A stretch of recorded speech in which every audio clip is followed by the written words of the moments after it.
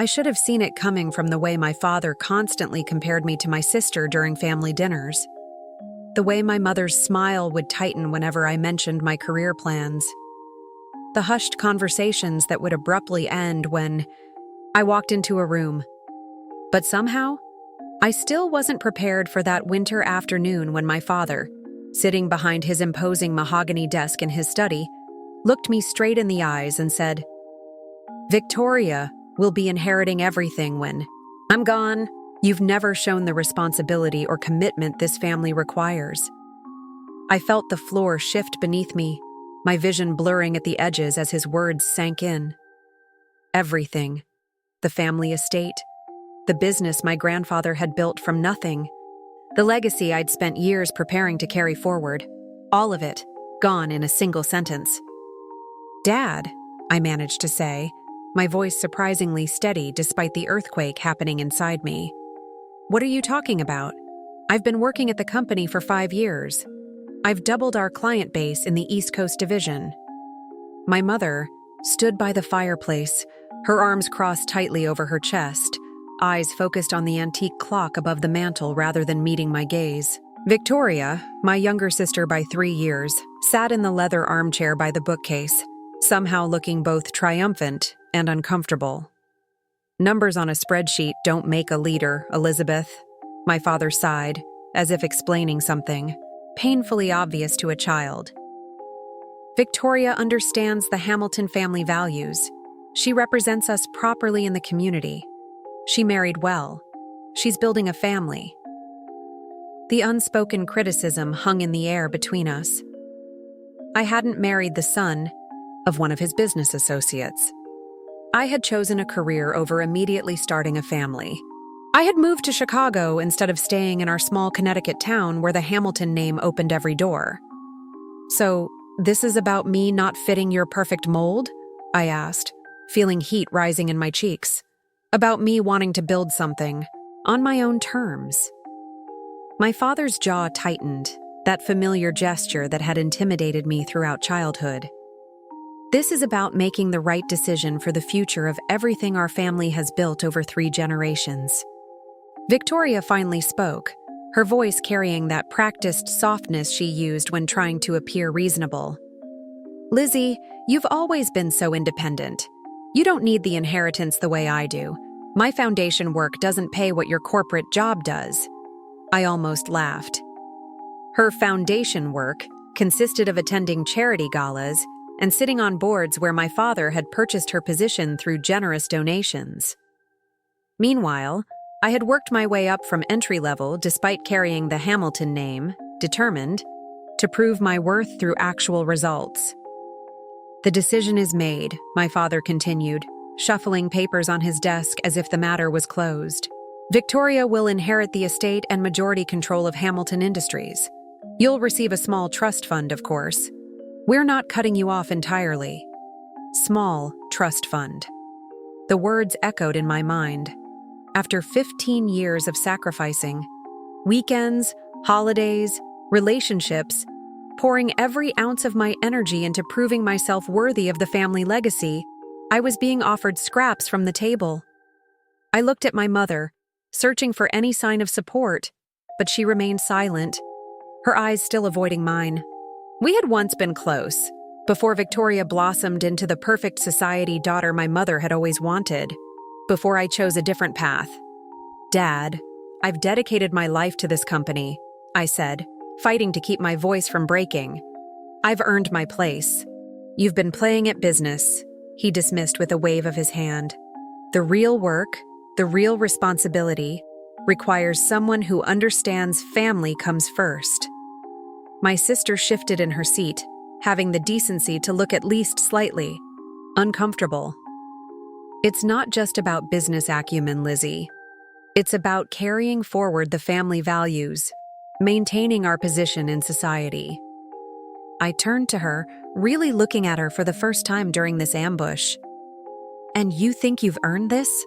What exactly have you done besides marry Charles and attend charity luncheons?" "That's enough," my father's voice boomed across the study. "This attitude is precisely why you're not ready. Victoria understands respect and duty. I felt something break inside me then, not my heart, but the chains of seeking approval that had bound me for so long.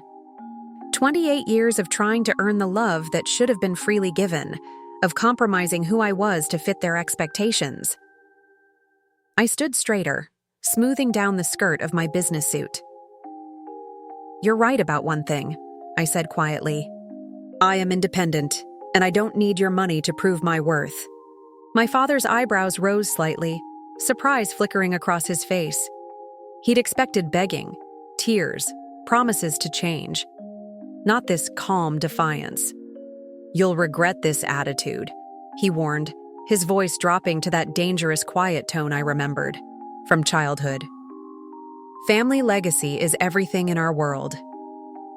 I picked up my bag from where I'd dropped it on the floor when this conversation began. "No, Dad.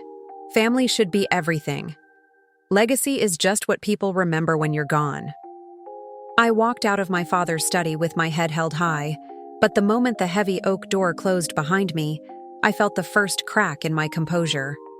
The grand hallway of my childhood home, with its oil paintings of stern-faced Hamilton ancestors, judging me from gilded frames, suddenly felt suffocating. I needed air. I needed space. I needed to be anywhere but here. My hands trembled slightly as I grabbed my coat from the entryway closet, not bothering to say goodbye to anyone. The housekeeper, Mrs. Patterson, appeared from the kitchen with concern, etched on her familiar face. She'd been with the family since before I was born, and had always shown me more genuine affection than my own mother. "Miss Elizabeth? Is everything all right?" she asked, her eyes taking in my flushed face. "Fine, Mrs. Patterson," I managed, forcing a smile that felt brittle on my face. "Just heading back to the city earlier than planned." She knew I was lying. The woman had practically raised me and could read my expressions better than anyone, but she simply nodded, respecting my privacy even as worry clouded her eyes. "Drive safely, dear. The roads might be icy." I nodded, grateful for her concern, but unable to speak further without risking the tears that were dangerously close to the surface. Outside, the December air hit me like a physical blow, cold and clarifying. I gulped it in, standing on the wide stone steps of the Hamilton estate for what I suddenly knew would be the last time. The house looked particularly imposing against the gray winter sky. 3 stories of old money and privilege, every brick and window a testament to the legacy I had just been deemed unworthy to carry.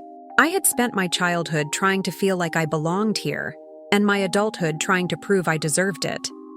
What a waste of years. My rental car sat in the circular driveway, dusted with a light coating of snow that had fallen while I was inside having my life upended.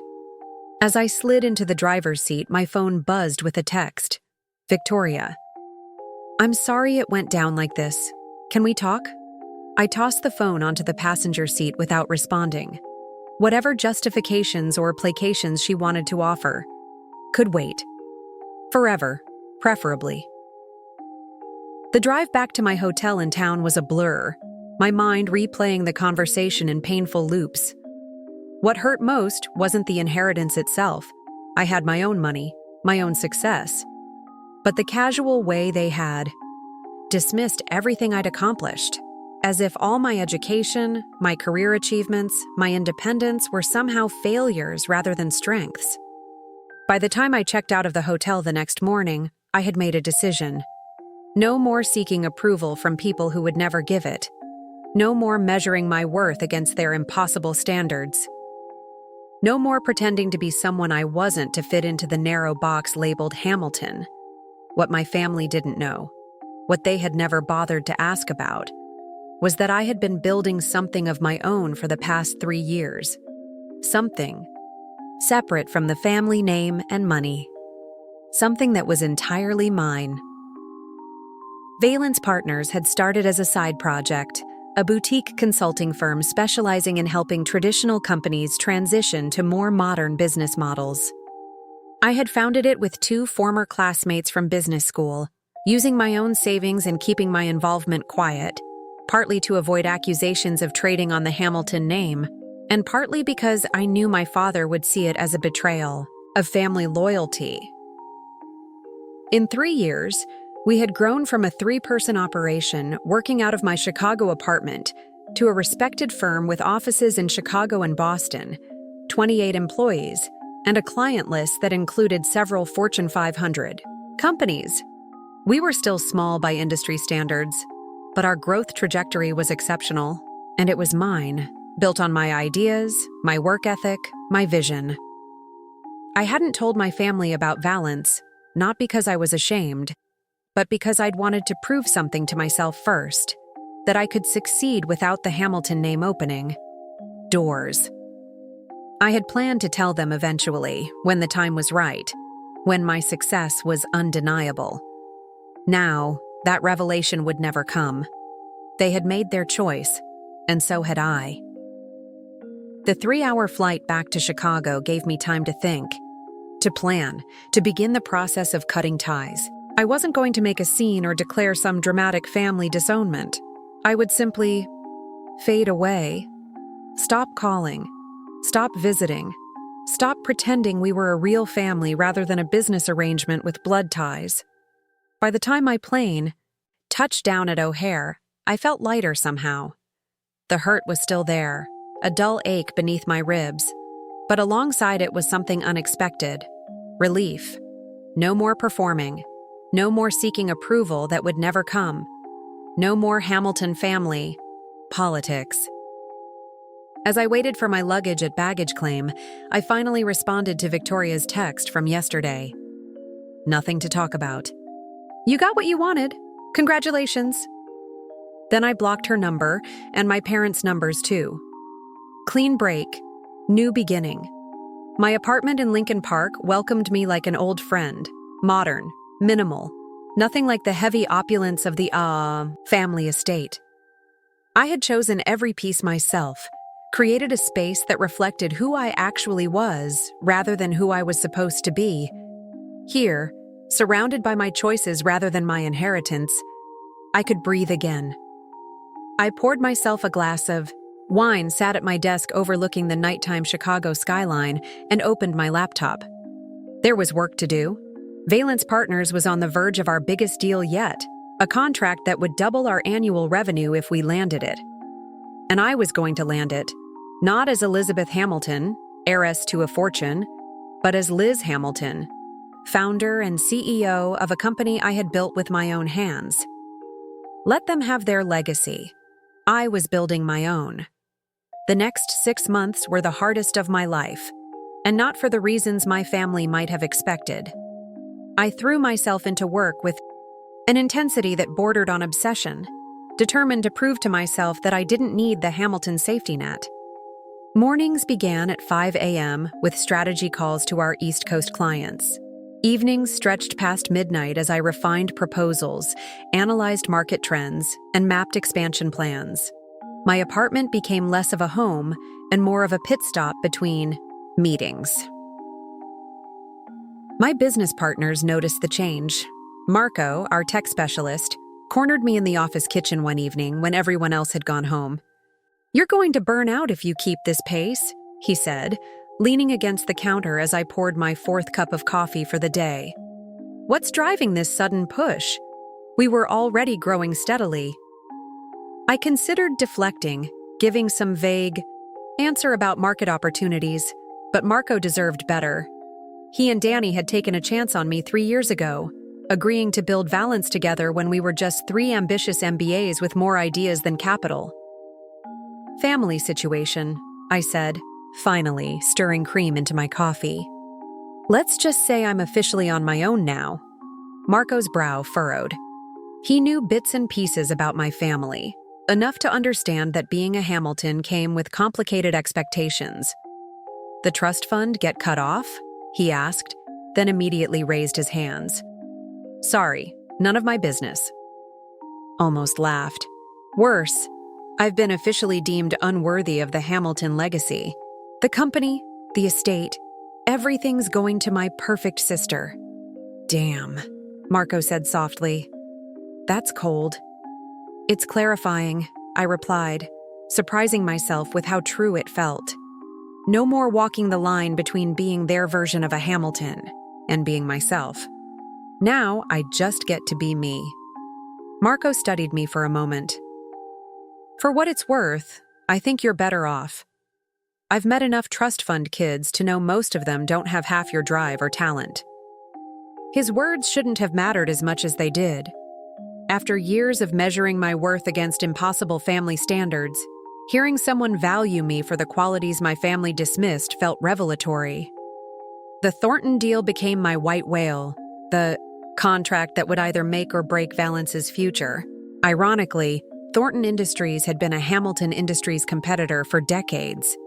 The old man himself, Edgar Thornton, had been my father's business rival since before I was born. Now his company needed exactly the kind of modernization strategy Valence specialized in. Landing the deal required every skill I'd ever developed, 6 rounds of increasingly detailed proposals, countless meetings where I was invariably the only woman in the room, late-night research sessions digging through years of Thornton's public financial statements to find opportunities others had missed. I crafted a strategy so tailored to their specific challenges that it would be impossible to dismiss. When Edgar Thornton himself called to tell me we'd won the contract, I felt a savage satisfaction that went beyond professional pride. My father had spent 30 years trying to outmaneuver Thornton, and now his disappointing daughter had earned their trust in a way he never could. Your approach shows remarkable insight, the old man told me, his voice gruff over the speakerphone. As my team gathered around, champagne already popped in anticipation. We've had the big consulting firms courting us for years, but none of them understood our company culture like you do. I didn't mention my family name, and interestingly, neither did he, though I suspected he knew exactly who I was. The business world was too small for him not to have made the connection. The Thornton contract changed everything for Valence. Our revenue tripled. We expanded to 35 employees, then 50. We opened a New York office. Industry publications began mentioning us as the boutique firm punching far above its weight class. Throughout it all, I maintained radio silence with my family. No calls, no texts, no responses to the occasional email from my mother with its careful blend of guilt and superficial inquiries about my life. Victoria tried reaching me through mutual childhood friends, but I politely declined those overtures too. The clean break was working.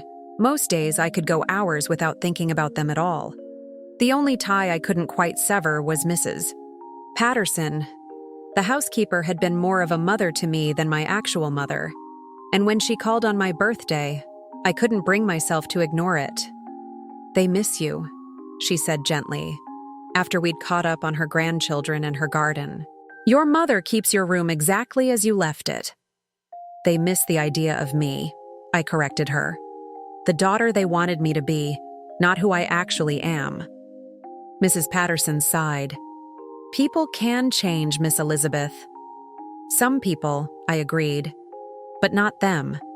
I didn't tell her about Valence's success.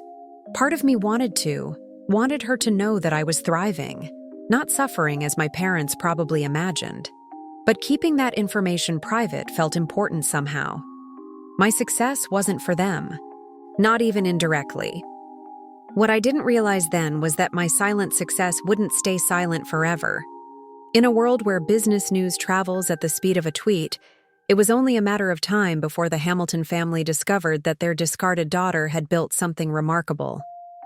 The first sign came in the form of a Forbes 30 Under 5 feature, a 2-page spread highlighting Valence Partners and my leadership. The photographer had captured me standing in our Chicago office, the skyline spread out behind me, looking every inch the confident CEO I had become. The article mentioned my educational background, but, at my request, made no reference to my family connections. I didn't send a copy home, I didn't need to. In circles like ours, such recognition never went unnoticed for long.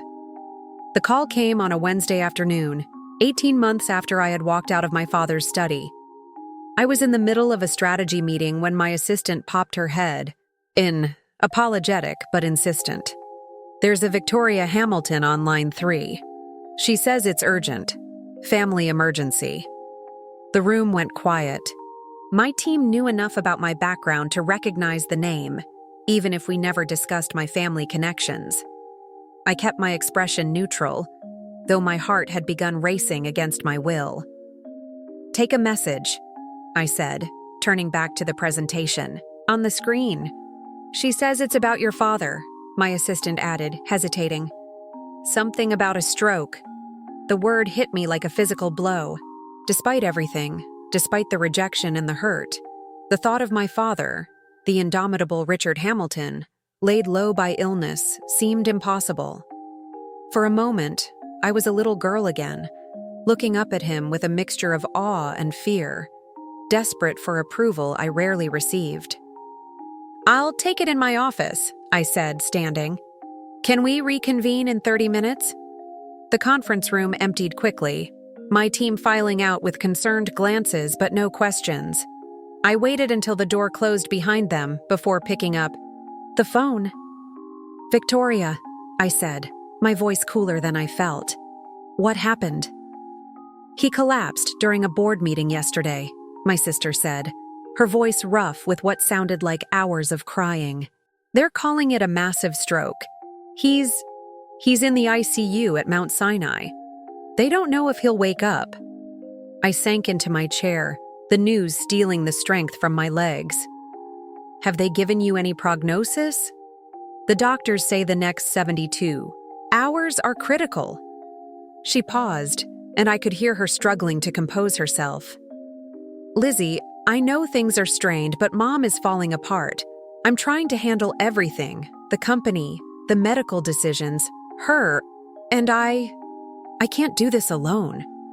There it was, the real reason for the call. Not because they wanted me there, but because Victoria needed help managing the crisis. Still, the raw vulnerability in her voice was something I'd rarely heard from my polished, perfect sister. "I have commitments here," I said, staring out at the Chicago skyline. "I can't just drop everything indefinitely." "I'm not asking for indefinitely," she replied, a hint of the old Victoria's sharpness returning. "Just, can you come? For a few days? For Mom, if not for him? For me?" I closed my eyes, weighing my options. The hurt part of me, the part still, smarting from rejection, wanted to say no, to let them handle this crisis without me just as they'd chosen to move forward without me in their lives. But another part, a part I sometimes wished I could silence, wouldn't let me turn my back on. Family in crisis, no matter how dysfunctional that family might be. "I'll be on the next flight," I said finally. "Text me the hospital details." I hung up before she could thank me, before I could change my mind. The flight to New York gave me time to prepare myself emotionally for what was coming. I hadn't set foot in the city in over a year, hadn't spoken to my parents in longer. Now I was flying back to possibly say goodbye to my father, a man who had shaped my life through both his expectations and his disappointments. I had Marco handle the Chicago office while I was gone, telling him only that it was a family health emergency.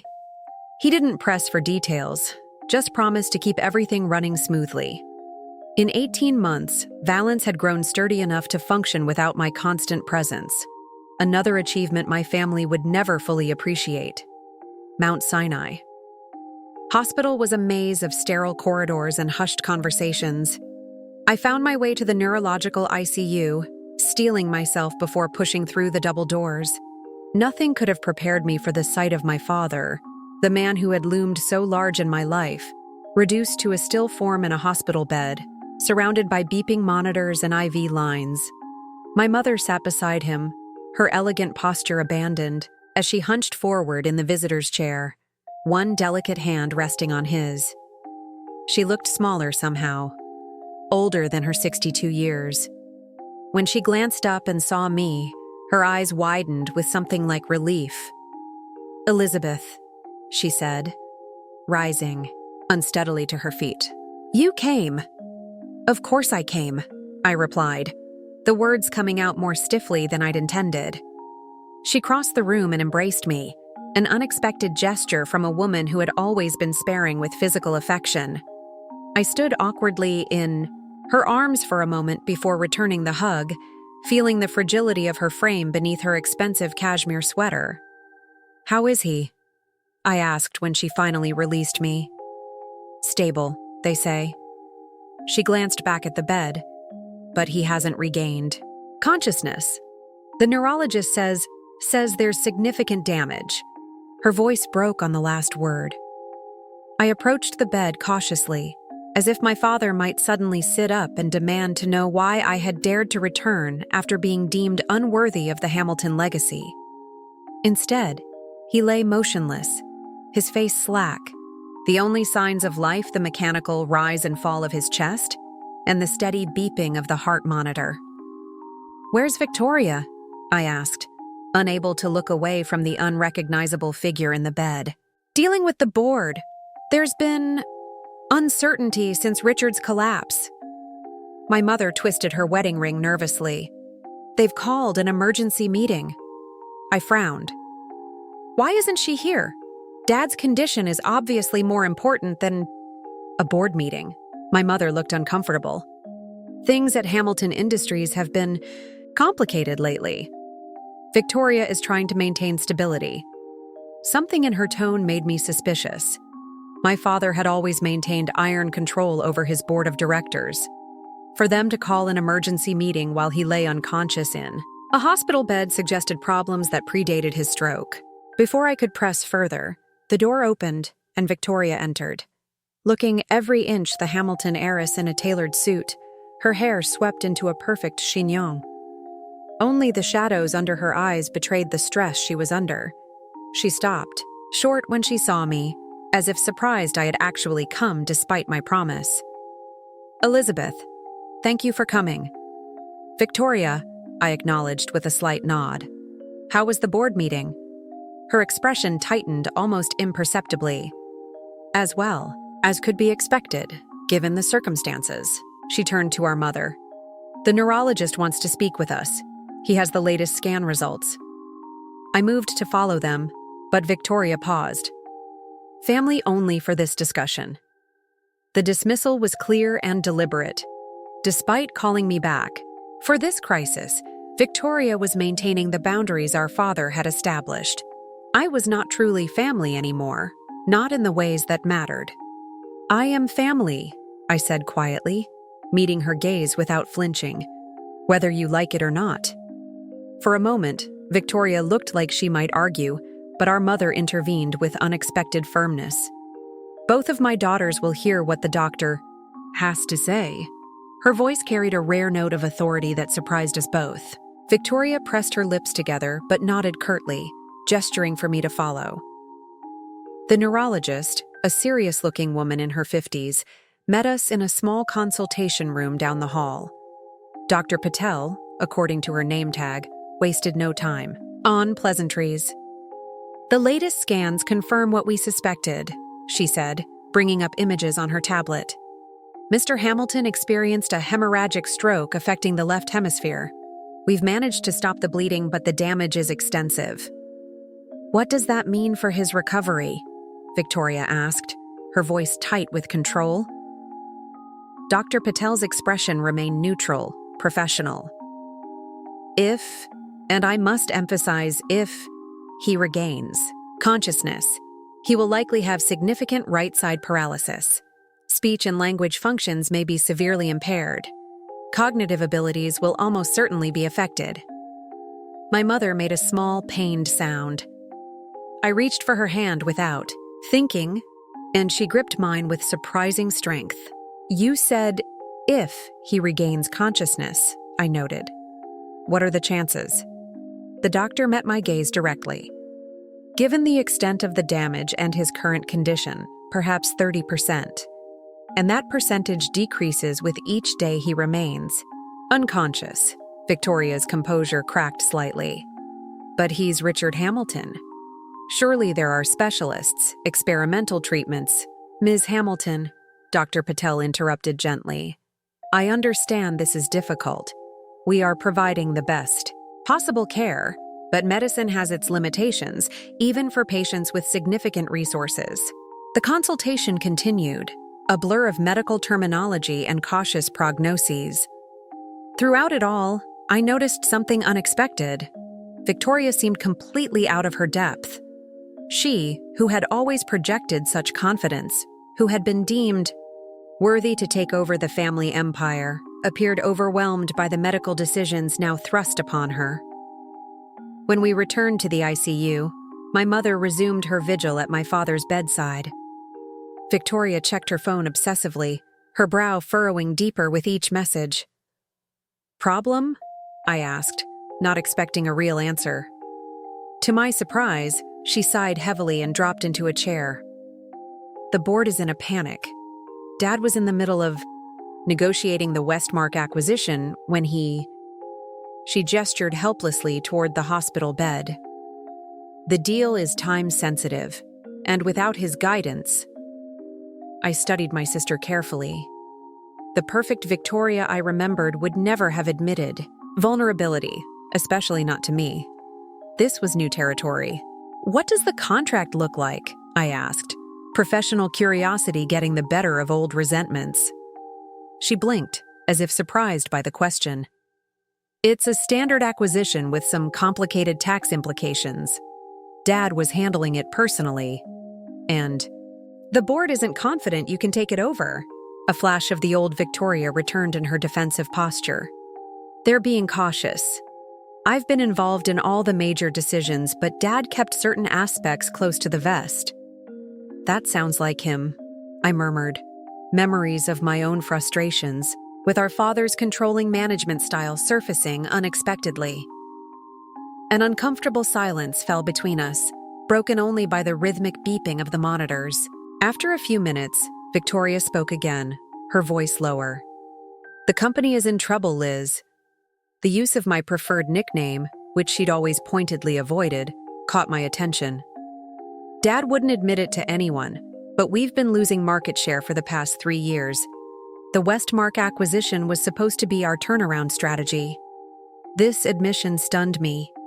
Hamilton Industries had always been portrayed as an unassailable fortress in our family mythology. The thought that it might be struggling, that my father's legacy might be crumbling, was almost inconceivable. "How bad is it?" I asked. Victoria glanced toward our mother, ensuring she couldn't overhear. "Bad enough that if this deal falls through, we might have to consider selling off divisions. Dad leveraged a lot to position for this acquisition." The irony wasn't lost on me. After deeming me unworthy of the Hamilton legacy, my father had apparently been gambling with that very legacy, taking risks that could bring down the company our grandfather had built. "Why are you telling me this?" I asked, suspicious of her sudden transparency. Victoria met my eyes directly for what felt like the first time in years. "Because despite everything, you're still the smartest person in our family when it comes to business strategy. Because I've seen what you've built with Valence." I froze. "You know about Valence?" A hint of the old Victoria emerged in her slight eye roll. "Of course I know. The Forbes feature, the Thornton deal. Did you really think that wouldn't get back to us?" I hadn't considered it, honestly. I'd been so focused on building my own path that I'd given little thought to whether my family was paying attention. "Dad knows too," she added, and something in her voice made me look sharply at her. "Knew, I mean." "What did he say?" I asked, hating myself for still caring about his opinion. Victoria hesitated. "He kept the article, the Forbes one with your picture. I found it in his desk drawer when I was looking for the Westmark paperwork." The information hit me strangely, a confusing mix of emotions I wasn't prepared to untangle. My father, who had declared me unworthy of his legacy, had secretly kept evidence of my success. What was I supposed to do with that? Before I could respond, my mother called out sharply, "Richard! Richard, can you hear me?" We both rushed to the bedside. My father's eyelids were fluttering, his fingers twitching against the white hospital sheets. Hope surged through the room as a nurse hurried in, checking monitors and shining a light into his partially opened eyes. "He's showing signs of consciousness," she confirmed, pressing the call button for the doctor. "This is a positive development." My mother wept quietly, clutching his hand. Victoria stood rigid, a strange mixture of relief and apprehension on her face. And I stood apart, uncertain of my place in this family tableau, watching the man who had shaped my life through both his expectations and his rejection fight his way back to a world that would never be the same for any of us. My father's return to consciousness wasn't the dramatic awakening we might have hoped for. There was no moment of clarity, no emotional reunion. Instead, over the next 72 hours, he drifted in and out of awareness, his responses limited to slight movements and occasional attempts at speech that emerged as unintelligible sounds. Dr. Patel explained this was common with strokes of this magnitude. Recovery, if it came at all, would be a long, uncertain road measured in months rather than days. I extended my stay, booking a hotel room rather than returning to the family home. Something about crossing that threshold felt too final, too much like forgetting the reasons I had walked away. Victoria didn't push the issue, perhaps understanding my need for separation more than I'd given her credit for. During those long hospital days, I found myself falling into an unexpected role. While Victoria frantically shuttled between the hospital and Hamilton Industries headquarters, trying to hold together a company on the verge of crisis, I became the calm center for my mother. I managed the stream of doctors, translated medical jargon, and organized the care schedule. When board members or family friends visited, I stepped into the background, allowing Victoria to maintain the appearance that she was handling everything perfectly.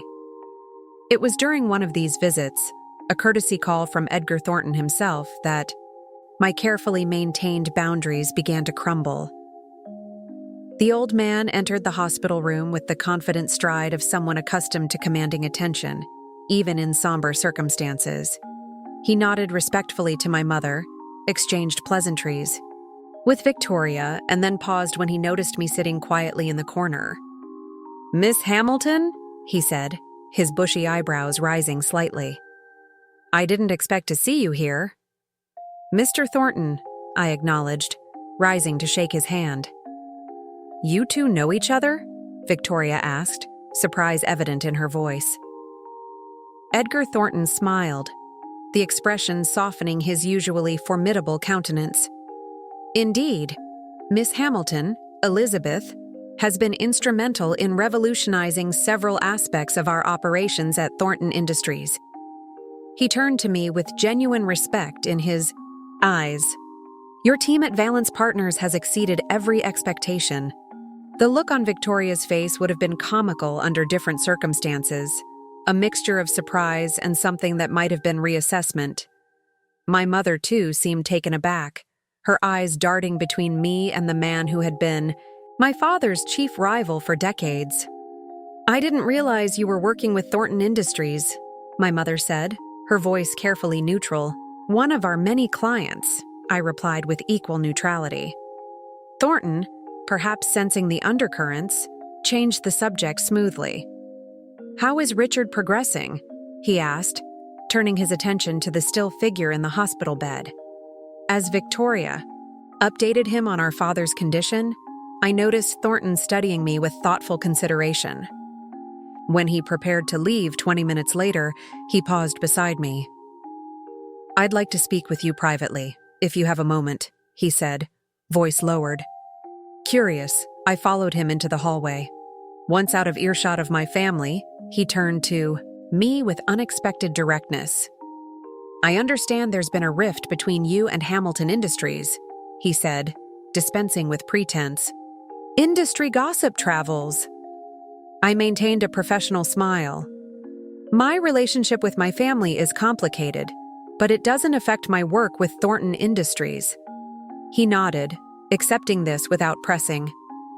"The reason I ask is that I've heard Hamilton is struggling with the Westmark acquisition." He held up a hand when I began to respond. "I'm not fishing for information. Rather, I wanted to suggest that your expertise might be valuable to them in this situation." I blinked, surprised by this turn. Mr. Thornton, with all due respect, why would you encourage me to help a competitor?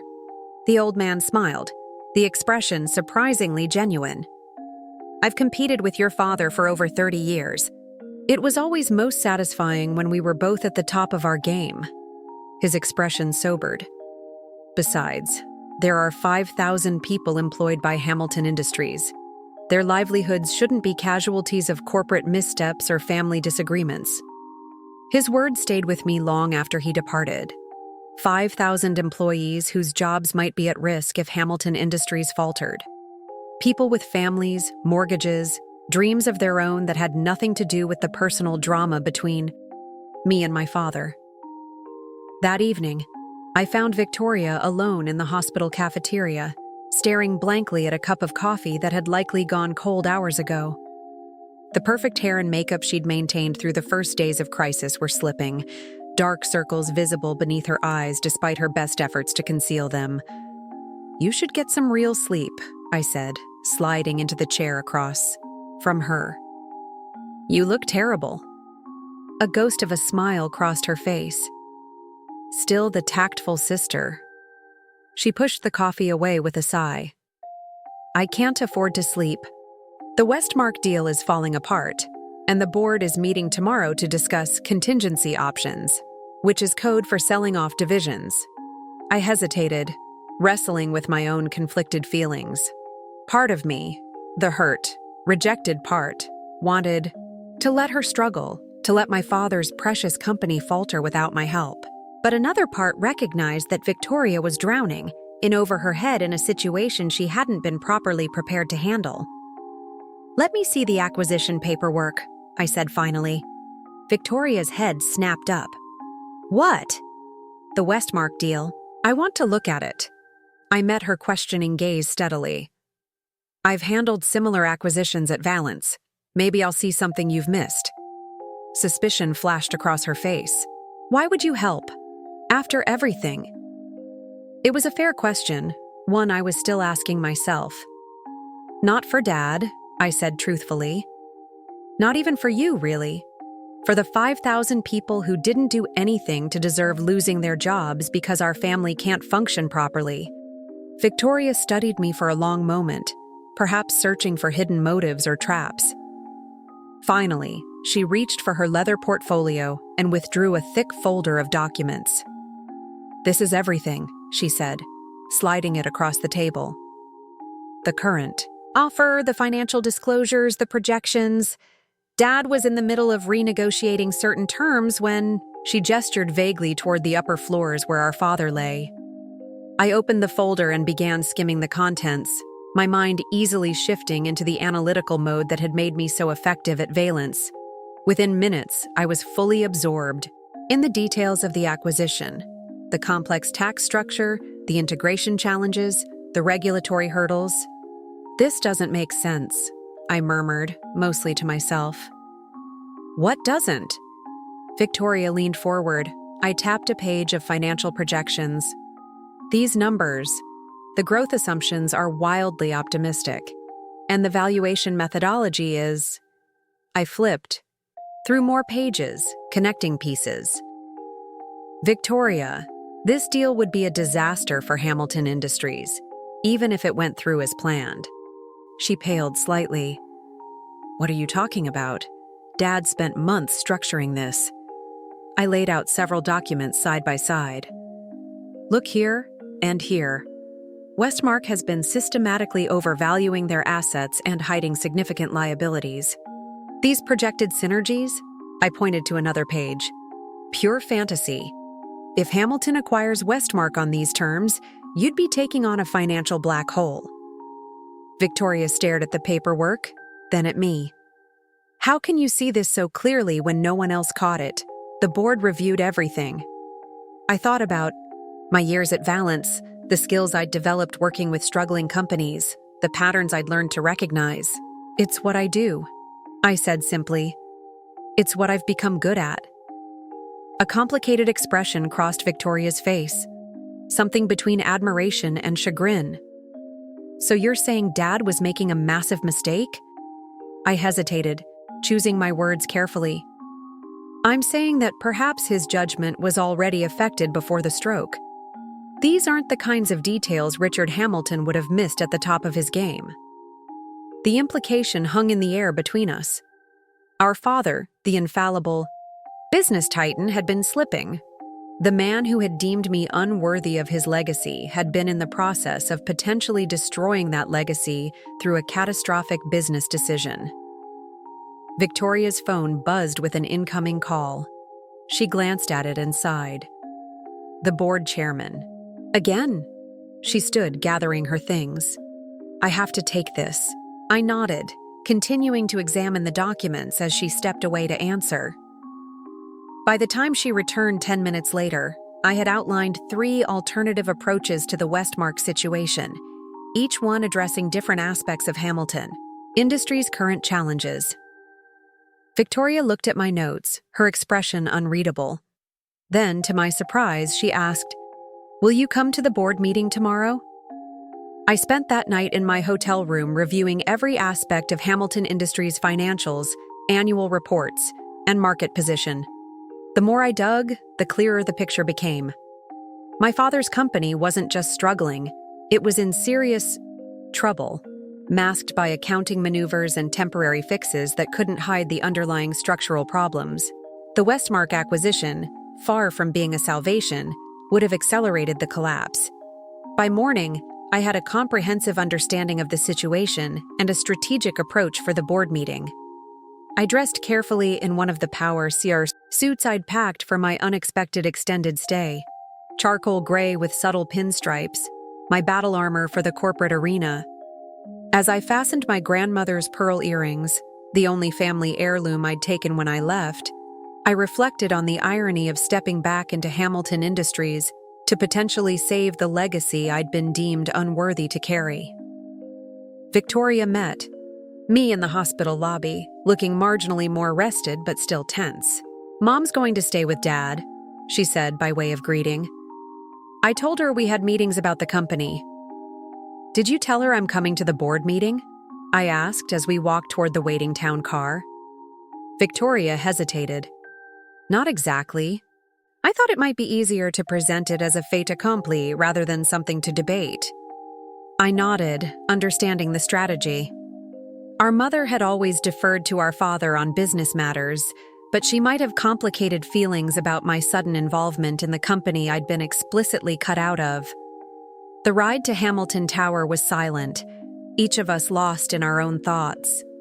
I watched the familiar Manhattan landscape slide by, memories surfacing of countless similar rides with our father, his voice lecturing on business strategy, market positioning, the Hamilton way of doing things. I had absorbed every word, eager to prove myself worthy. Victoria had usually been on her phone, only half listening, a detail that seemed significant in retrospect. "Why did he choose you?" I asked suddenly, breaking the silence. Victoria looked up, startled. "What? To inherit everything? Why you and not me? Was it really just because you married well and stayed close to home?" She looked uncomfortable, tugging at the sleeve of her designer blazer. "It's complicated. Try me," I insisted. After all, this time, I deserve to know. Victoria sighed, her gaze dropping to her manicured hands. "He thought you were too independent, too willing to challenge him." She looked up, meeting my eyes. "He said you reminded him too much of himself when he was young." I stared at her, processing this unexpected revelation. That doesn't make sense. Why would he reject me for being like him? "Because he made mistakes," Victoria said quietly. "Terrible. Mistakes that almost destroyed everything grandfather built. He had to be bailed out by grandmother's family money. It was hushed up, but it nearly ruined him early in his career. This was a version of family history I'd never heard, a chapter, carefully excised from the Hamilton mythology. So he was trying to... what? Protect the company from me." Victoria nodded slowly. "He convinced himself you were too much of a risk-taker, that you'd follow his early path and endanger the company." A bitter smile touched her lips. The irony being that he apparently never stopped being that risk-taker himself. The Westmark deal proves it. The town car pulled up to Hamilton Tower, its gleaming glass exterior reflecting the morning sunlight. Once, I had imagined this building would be my professional home, the base from which I would continue the family legacy. Now, I entered as an outsider, acutely aware of the curious glances from employees who recognized me but couldn't quite place me in the current corporate hierarchy. The boardroom looked exactly as I remembered. The massive mahogany table, the leather chairs, the portraits of past chairmen, including my grandfather, watching over the proceedings. 12 men and 3 women, the Hamilton Industries Board of Directors, were already seated when Victoria and I entered. Their conversations stuttered to a halt at the sight of me. Ms. Hamilton, Arthur Dennison, the board chairman, and my father's oldest friend, rose to his feet with a look of confusion. "This is unexpected. I invited Elizabeth to join us," Victoria said smoothly, taking her seat at what would have been our father's position. Given the gravity of our situation, I felt we needed her expertise. Dennison frowned. I was under the impression that Elizabeth was no longer involved with Hamilton Industries, by your father's explicit instruction. I stepped forward before Victoria could respond. My family relationship and my professional capabilities are separate matters, Mr. Dennison. I'm here today because Hamilton Industries is facing a crisis that affects thousands of employees, shareholders, and clients, people who don't deserve to suffer because of family disagreements. I placed my portfolio on the table, meeting each board member's gaze with calm confidence. I've spent the night analyzing the Westmark situation and Hamilton's overall position. I believe I can offer valuable insight. Dennison glanced at the other board members, clearly uncomfortable with this development. This is highly irregular. Lawrence Chen, the youngest board member and head of the technology division, spoke up. With all due respect, Arthur, we're facing a potential disaster. If Elizabeth has insights that could help, I think we should hear her out. After a brief, tense discussion, the board agreed to let me present my analysis. For the next 40 minutes, I laid out what I had found, the fundamental flaws in the Westmark acquisition, the underlying weaknesses in Hamilton Industries' current structure, and most importantly, a clear path forward that would both address the immediate crisis and position the company for long-term stability. The core problem isn't Westmark, I concluded, displaying a slide that showed Hamilton's declining market position in key sectors. It's that Hamilton Industries has failed to adapt to changing market conditions. We've been operating on a business model that worked brilliantly in the 1990s, but is increasingly obsolete today. I outlined a 3-phase strategy. First, withdraw from the Westmark deal with minimal penalties by leveraging the disclosure issues I'd identified. Second, restructure the company's divisions to eliminate redundancies and focus on high-growth areas.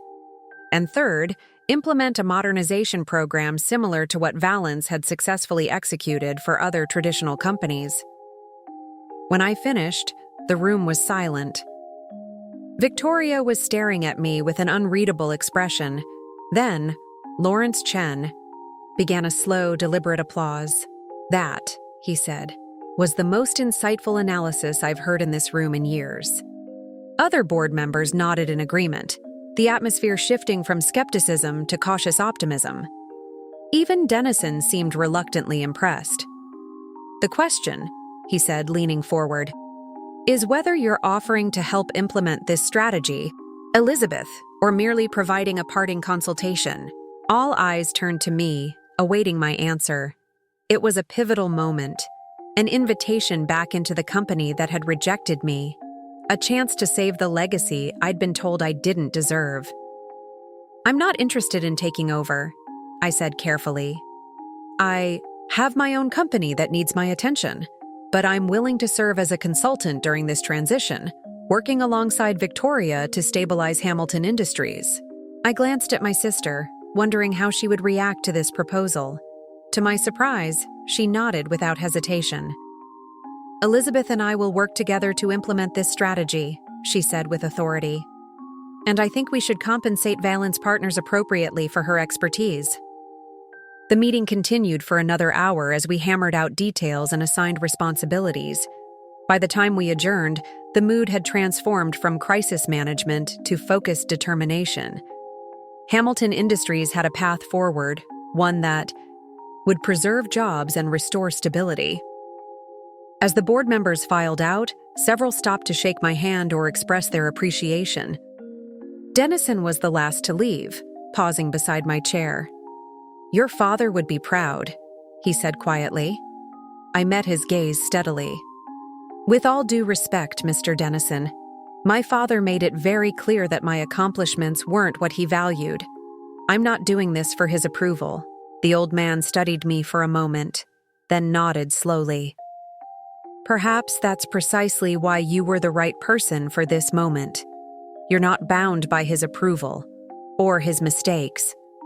When the room had emptied save for Victoria and me, she let out a long breath, slumping slightly in her chair, a rare display of vulnerability from my always perfect sister. "Thank you," she said simply. "I didn't do it for you," I replied, though without the edge that would have been there 18 months. "Ago, I know." She gathered her papers, avoiding my eyes. "You did it because it was the right thing to do. Because you care about the company despite everything." She paused. "You were always better at this than me, you know, the business part." The admission hung in the air between us, perhaps the most honest thing she had ever said to me. Over the next 3 weeks, I divided my time between the hospital, Hamilton Industries, and video calls with my team at Valence. The arrangement was temporary, but all-consuming, requiring me to compartmentalize my lingering resentment toward my family in order to focus on the task at hand. Victoria and I established an unexpectedly effective working relationship, her deep knowledge of the company's internal politics complementing my strategic vision and financial acumen. My father's condition improved marginally during this time. He regained more consistent consciousness, though his ability to communicate remained severely limited. According to Dr. Patel, he understood much of what was said to him, but could respond only with slight gestures and occasional single words. Whether his cognitive abilities had been significantly affected was still unclear, a question that loomed large as we navigated the company's recovery. I had carefully avoided being alone with him during my hospital visits, always ensuring my mother or a nurse was present. It was cowardice, perhaps, but I wasn't ready to face whatever emotions might surface in a direct confrontation, his or mine. That changed on a rainy Tuesday afternoon when I arrived at the hospital to find his room temporarily empty, my mother having stepped out to speak with the doctors about rehabilitation options. He was awake, his gaze tracking me as I hesitated in the doorway.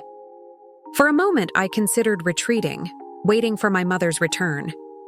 Instead, I steeled myself and entered, taking the visitor's chair beside his bed. "Hello, Dad," I said quietly. His right hand, the one not affected by paralysis, moved slightly on the blanket, fingers curling in what might have been an attempt to reach out. His eyes, once so sharp and calculating, now held a vulnerability I'd never seen before. "Liz," he managed, the word slurred but unmistakable. It was the nickname he'd used when I was very young, before our relationship had hardened into the formal, expectation-laden dynamic of my adolescence and adulthood. I didn't know what to say. All the rehearsed speeches, the justified anger, the carefully crafted explanations of why I didn't need his approval anymore. None of it seemed relevant in the face of his diminished state. "The company is going to be okay," I said finally, offering the information I thought would matter most. To him, "We've pulled out of the Westmark deal and implemented a restructuring plan. The board is fully on board." He blinked slowly, processing this. "You," he said with effort, lifting his hand a few inches before it fell back to the blanket. "Yes, I've been helping," I acknowledged. "Temporarily. Victoria and I are working together to stabilize things. A look crossed his face that I couldn't interpret. Regret? Pride? Relief? With his limited ability to communicate, I might never know what he truly thought about my involvement in saving the company he had barred me from inheriting. Edgar, he managed next, the name clearly requiring significant effort to produce. Edgar Thornton visited, I confirmed. He's been surprisingly supportive during this situation. My father's eyes closed briefly, then opened with renewed focus. Will, he said, the word accompanied by an attempt to gesture toward the small table beside his bed. I frowned, not understanding. You want me to get something from the drawer? He nodded, the movement slight but definite. Curious, I opened the drawer and found a sealed envelope with personal written across it in my father's distinctive handwriting. This? I asked, holding it up. Another nod, more emphatic this time. You want me to read it now? He blinked once, which I took as affirmation. I broke the seal and withdrew several folded pages of heavy stationery.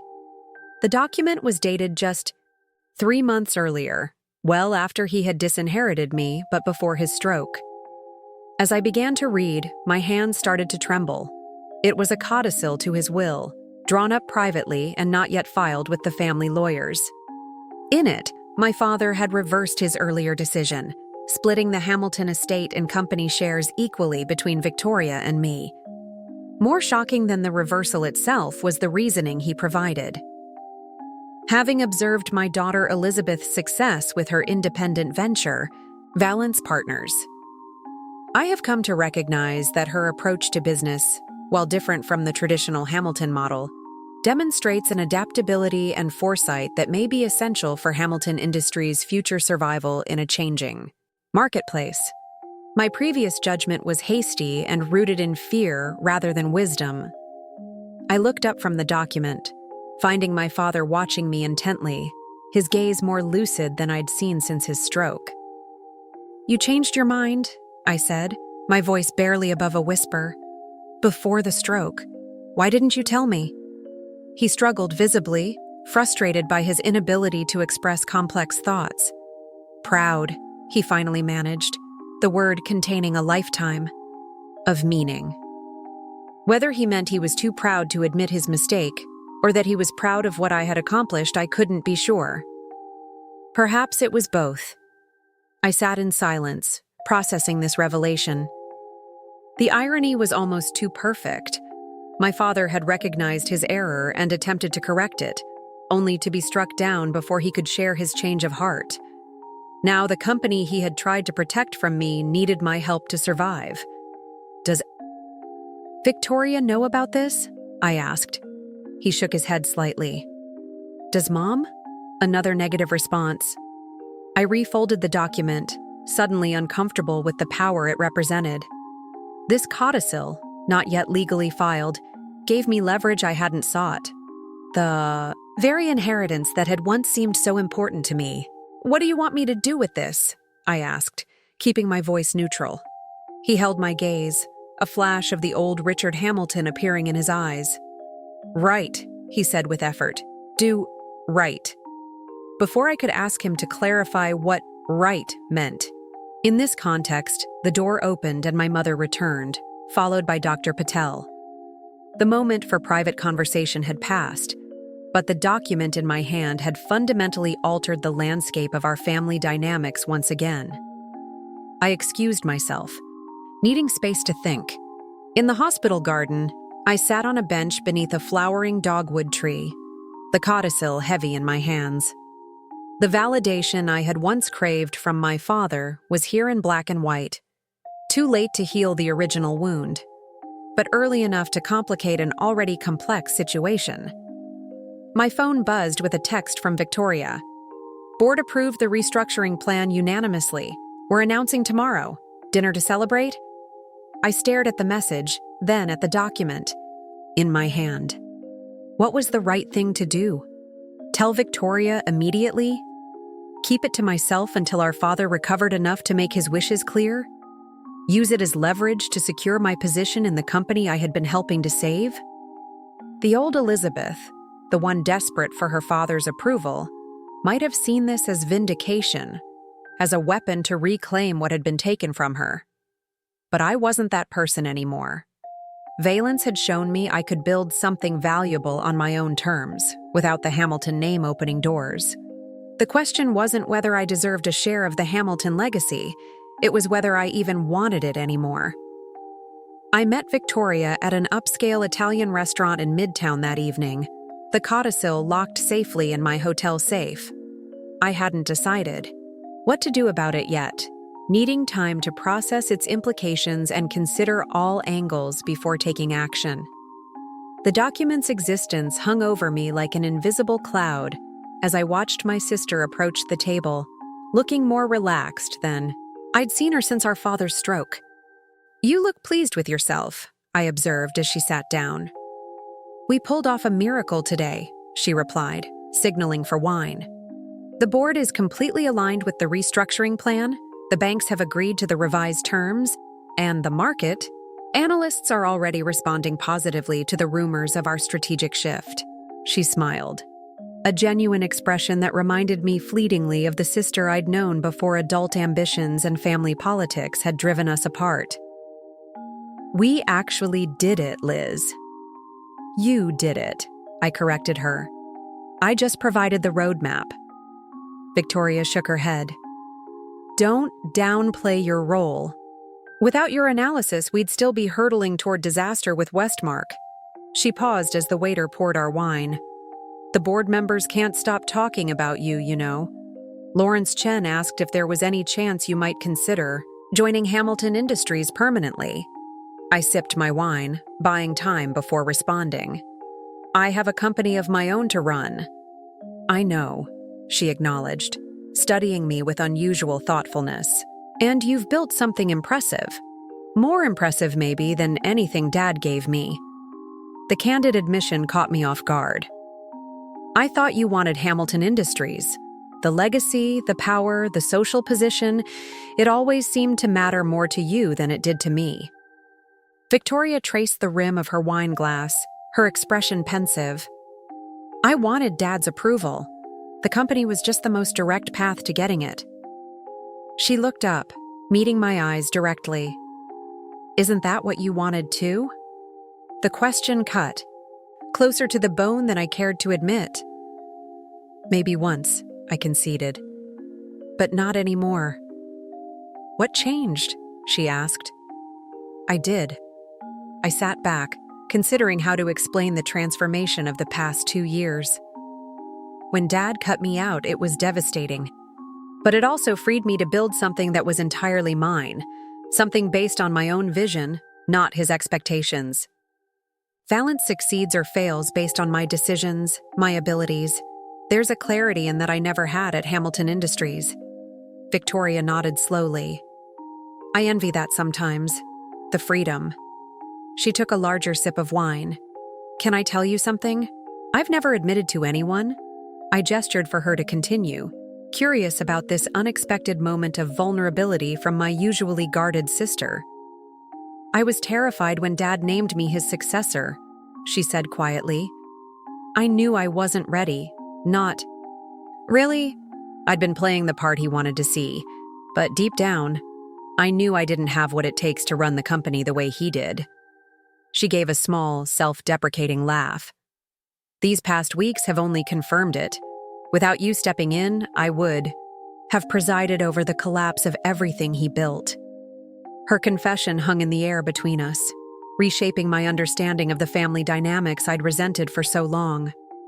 I had imagined Victoria as triumphant in taking my place, secure in our father's favor. The reality that she had been overwhelmed and uncertain, wearing a mask of confidence to hide her fears, had never occurred to me. "Why didn't you ever say anything?" I asked. "When he made the decision, you could have spoken up. And risk. Losing the only thing that made him value me?" She shook her head. "I've never had your business instincts or your courage, Liz. All I had was my willingness to be exactly what he wanted. If I'd given that up..." She trailed off, the implication clear. Without her perfect compliance with our father's expectations, she'd feared becoming as dispensable as I had been. The realization shifted something fundamental in my perception of our family story.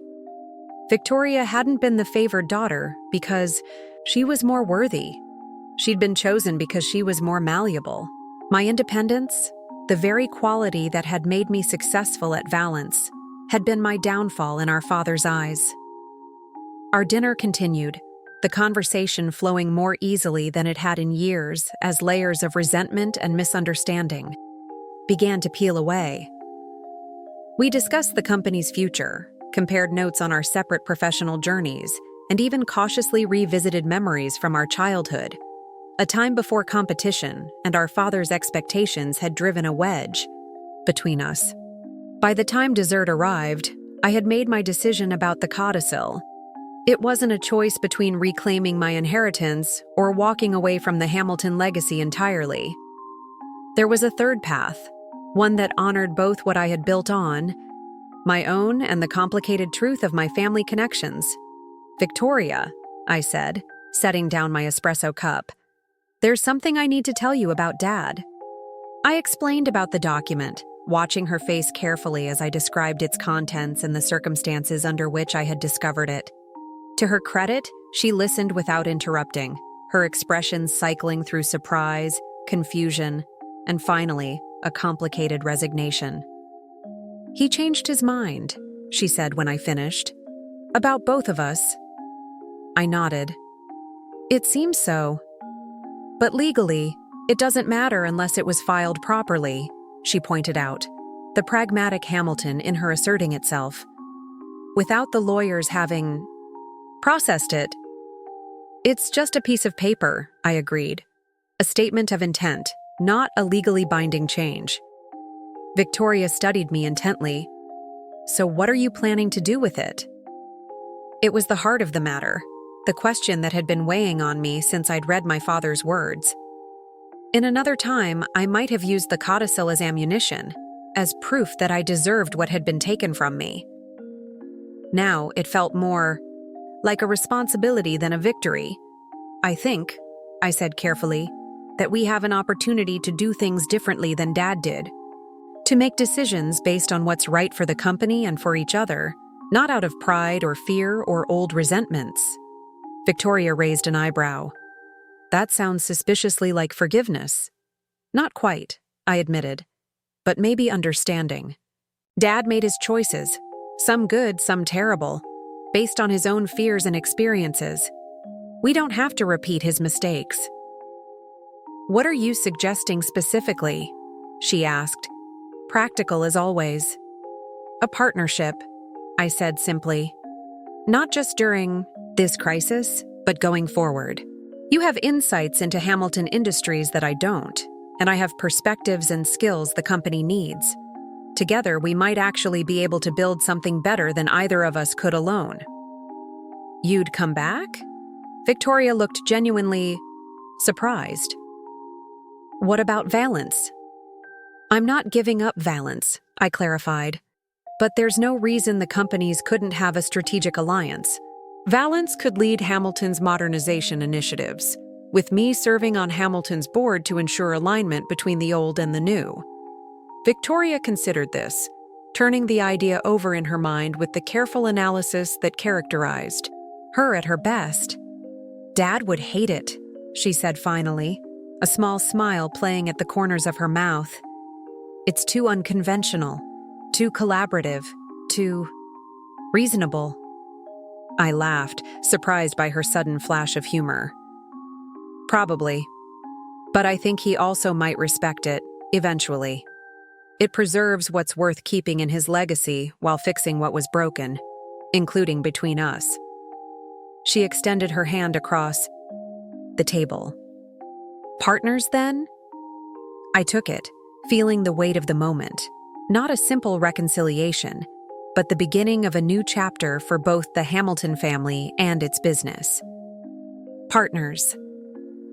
As we shook on our agreement, I realized that the inheritance my father had tried to control had evolved into something he could never have anticipated. a shared vision that drew strength from both tradition and innovation, from both his daughter's complementary strengths. It wasn't what any of us had originally planned, but perhaps it was something better, a legacy defined not by a single autocratic vision, but by the combined wisdom of those who came after. I returned to Chicago briefly the following week, needing to reorganize Valence operations to accommodate my new dual role. Marco and Danny listened with increasing skepticism as I outlined the arrangement I had negotiated with Victoria. "Let me get this straight," Marco said when I finished. "The family that cut you off and told you that you weren't worthy of their precious company now wants you to help save it? And you're saying yes? It's more complicated than that," I replied, understanding his protective instinct. Marco and Danny had been there during my darkest days after the disinheritance, had seen firsthand how deeply the rejection had wounded me. "It sounds like you're letting them pull you back into their drama," Danny observed, her usual diplomacy giving way to blunt concern. "After everything you built here, independent of them." "I'm not abandoning Valence," I assured them. "In fact, this partnership will open doors that would have taken us years to access otherwise. Hamilton Industries has global connections, established infrastructure, resources we could leverage to scale faster than we ever could alone." "And what about the emotional cost?" Marco pressed. "Every time you mentioned your family before, it was like watching someone touch an open wound. Now you're planning to work with them every day?" It was a fair question, one I had asked myself repeatedly before making this decision. "I'm not doing this for my father's approval anymore," I said slowly, trying to articulate the shift that had occurred within me. Or even for Victoria's, really. "I'm doing it because it makes strategic sense, and because sometimes repairing something broken is more meaningful than building something new from scratch." My partners exchanged glances, not entirely convinced but willing to trust my judgment. We spent the next 3 days restructuring Valence's leadership to ensure the company would continue thriving during my partial absence. Danny would take over day-to-day operations, while Marco would lead our expansion into new markets. I would maintain strategic oversight and focus on the Hamilton Industries integration project, an arrangement that played to each of our strengths. Before returning to New York, I visited my Chicago apartment to pack additional belongings for what was becoming an extended stay. Standing in my living room, surrounded by the life I had built independent of my family name, I felt a moment of doubt. Was I making a mistake by re-entering the Hamilton orbit? Was I risking the hard-won freedom I'd found after walking away? Notification on my phone interrupted these thoughts, a news alert mentioning Hamilton Industries. The market was responding positively to the announcement of our restructuring plan, with the stock up 12%. Alongside this corporate news was a small personal item noting that both Hamilton daughters were now involved in leading the company forward, with analysts speculating about what this reconciliation might mean for the future of the family business. The outside world was already crafting its narrative about us, I realized. The prodigal daughter returning, the family reunited in crisis. The reality was far messier, full of complicated emotions and tentative trust that could still unravel. But perhaps that gap between public perception and private reality was simply part of being a Hamilton, something I would need to relearn, to navigate. When I returned to New York 3 days later, I found my father had been moved from the hospital to a private rehabilitation facility in Connecticut, not far from the family estate. My mother had taken up residence in a nearby hotel to be close to him during his daily therapy sessions. The prognosis remained guarded. Some function might return with intensive rehabilitation, but he would likely never regain his former capabilities. Victoria met me at the facility, where we had arranged to visit together before heading to an afternoon meeting at Hamilton headquarters. She looked different somehow, still polished and professional, but with a subtle softening around the edges, as if some rigid part of her had begun to relax. "He's having a good day," she informed me as we walked the landscaped path toward the main building. The speech therapist says he's making progress, mostly single words still, but clearer and more consistent. Has he mentioned the company? I asked. Victoria nodded. Every session. It's his main motivation for the therapy, the desire to communicate about Hamilton Industries. She hesitated. I told him about our arrangement yesterday, about the partnership between us, and between Hamilton and Valence. How did he react? It was hard to tell at first, she admitted. His expressions are still limited, but then he said something that surprised me. She stopped walking, turning to face me directly. He said, smart.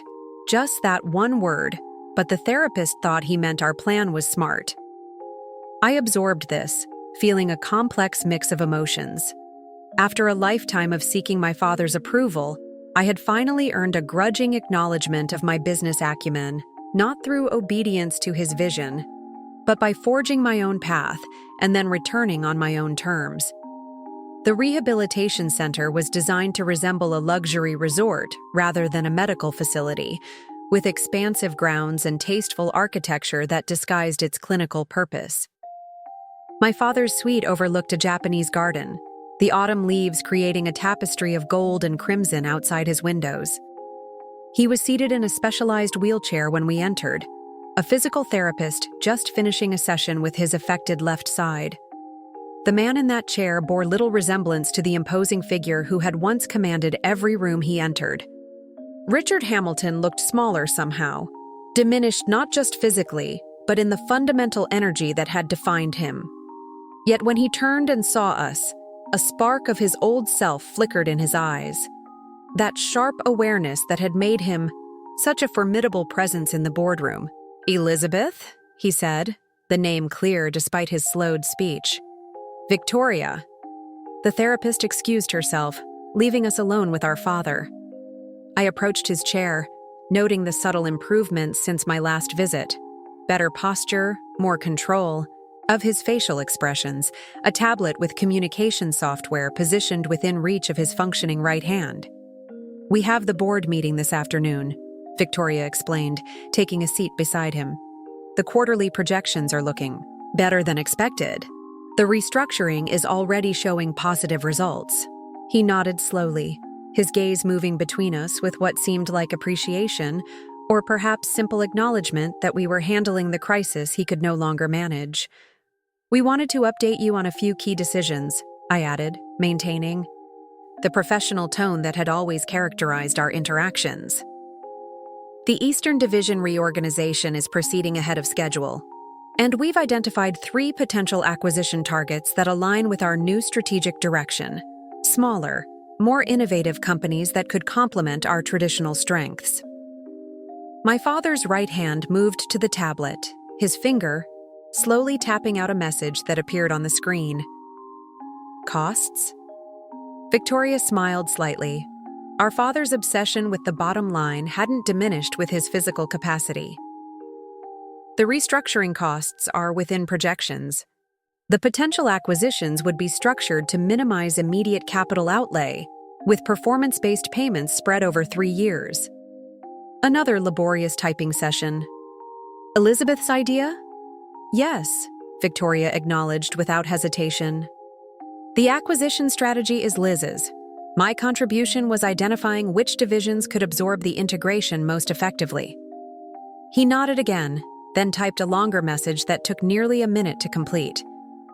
Working together good, better, than alone. The simple statement hung in the air between us, perhaps the closest Richard Hamilton would ever come to admitting that his decision to choose one daughter over the other had been fundamentally flawed. Not an apology, not quite a blessing, but an acknowledgement that the collaboration he had never envisioned might actually be stronger than his original plan. We think so too, I replied carefully. He looked at me directly then, with an intensity that momentarily overcame his physical limitations. Will, he said clearly, followed by a gesture toward the drawer of his bedside table. Victoria frowned, not understanding. You want something from the drawer? The codicil, I explained quietly. He's asking about the codicil to his will. My father nodded emphatically, his gaze never leaving my face. I have it, I confirmed. I haven't filed it or shown it to the lawyers. Victoria looked between us, realization dawning. You told him you found it? During a private moment at the hospital, I explained, then turned back to our father. I've been waiting to understand what you want done with it. He typed laboriously, Your decision now. Trust you both. The simplicity of the statement belied its significance. Richard Hamilton, who had controlled every aspect of the family business with an iron grip for decades, who had never willingly ceded authority even in minor matters, was placing the future of his legacy in our hands. Whether this represented genuine growth or merely the surrender to limitations imposed by his condition, I couldn't be certain. Perhaps it didn't matter. We'll figure it out, Victoria assured him, placing her hand gently on his shoulder. Together. As we prepared to leave for our meeting, my father gestured for me to come closer. When I leaned down, he made the effort to speak rather than type, the words emerging with careful precision despite his impaired speech. Proud, he said, his eyes holding mine. Of you. 2 simple words, the validation I had sought for decades, delivered now when I no longer needed it to define my worth. I felt tears threatening and blinked them back, unwilling to undermine the professional dynamic I had worked so hard to establish. Thank you, I replied simply, straightening up and reclaiming my emotional equilibrium. In the car heading toward Hamilton Tower, Victoria broke the comfortable silence that had fallen between us. Are you okay? That was significant coming from him. I watched the familiar New York streets glide past, considering the question carefully. I'm not sure okay is the right word. It's complicated to get something you wanted desperately once upon a time, only after you've learned to live without it. Do you think he means it? Or is it just the stroke talking? I smiled slightly at her characteristic pragmatism. Does it matter? Either way, we're moving forward based on what we know is right, not what he wants or doesn't want. Victoria nodded, a newfound certainty in her expression. Partners, she affirmed. Partners, I agreed, as the Manhattan skyline rose before us. The gleaming tower bearing our family name standing tall among the monuments to ambition that defined the city, different now, in ways visible only to us, but perhaps stronger for the breaking and rebuilding we had endured. The transformation of Hamilton Industries unfolded over the following months with a momentum that surprised even the most optimistic market analysts. The quarterly report released in December showed the first signs of genuine recovery, not just financial band-aids covering underlying problems, but fundamental improvements in operational efficiency and strategic positioning. By March 6, months after my father's stroke, the company's stock had recovered completely from its previous downward slide, with projections suggesting sustained growth ahead. Victoria and I established a working rhythm that capitalized on our complementary strengths. She managed the internal politics with remarkable skill, navigating the complex web of relationships my father had cultivated over decades. I drove the strategic vision, identifying opportunities for innovation that the traditional Hamilton approach would have overlooked. Together, we presented a united front that gradually earned the respect of both the old guard who had been loyal to our father and the younger executives hungry for modernization. The partnership between Hamilton Industries and Valence Partners became a case study in successful collaboration between established institutions and nimble startups. My Chicago team, initially skeptical about the arrangement, embraced the expanded opportunities it created. Marco and Danny thrived in their elevated roles, proving what I had always believed, that Valence's strength came from our collective talents, not just my vision. Throughout this professional renaissance, my father's recovery continued at a painstaking pace. The intense rehabilitation yielded modest improvements: more consistent speech, better motor control on his right side, increased stamina for cognitive tasks. The brilliant, commanding businessman was gone forever, replaced by a man who struggled to complete simple sentences and required assistance with basic daily activities. Yet something essential remained: a sharp awareness in his eyes when we discussed business matters, a perceptiveness that his damaged body couldn't fully mask. I visited him every Sunday afternoon, establishing a routine that felt more comfortable than I would have imagined possible. We didn't discuss the past. His physical condition made such complex emotional conversations nearly impossible. Instead, I updated him on Hamilton Industries' progress, sharing both successes and challenges in the straightforward manner he had always preferred. Sometimes Victoria joined us, creating a strange mirror image of the family business meetings he had conducted throughout our childhood, but with the power dynamic fundamentally altered. One Sunday in April, I arrived to find him sitting in a wheelchair on the facility's terrace, a light spring breeze ruffling his now completely silver hair. He looked more alert than usual, a tablet with the Wall Street Journal's financial section displayed on the screen propped on his lap. "Good news?" I asked, nodding toward the tablet as I took the seat across from him. "Hamilton," he said, followed by a gesture that had become his simplified sign for up or good. I nodded, understanding he had seen the latest positive coverage of the company. The Asian expansion is exceeding projections. Victoria's trip to Singapore last month secured 2 major partnerships. He nodded, then laboriously typed on his communication device. "Your mother coming today." This was unexpected. My reconciliation with Victoria had gradually extended to a cautious rebuilding of my relationship with my mother, but our interactions remained somewhat formal, tinged with the memory of her silent complicity in my disinheritance. "Any special reason?" I asked, keeping my tone neutral. He typed slowly. "Papers, legal matters." Before I could ask for clarification, I heard the distinctive sound of my mother's footsteps approaching across the terrace, the measured click of expensive heels that had formed the soundtrack of my childhood. She appeared immaculately dressed as always, not a hair out of place despite the spring breeze, carrying a leather portfolio that I recognized as belonging to our family's longtime attorney.